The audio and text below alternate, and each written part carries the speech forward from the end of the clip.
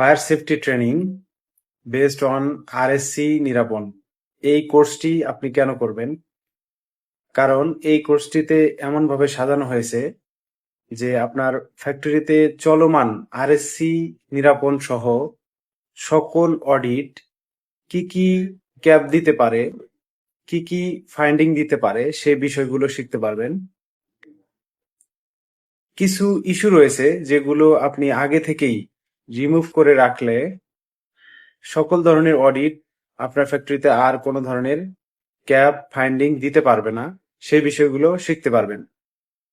এছাড়াও NFPA, BNBC সহ labour law এর ফায়ার সেফটি রিলেটেড যাবতীয় রুলস রেগুলেশন আপনি শিখতে পারবেন।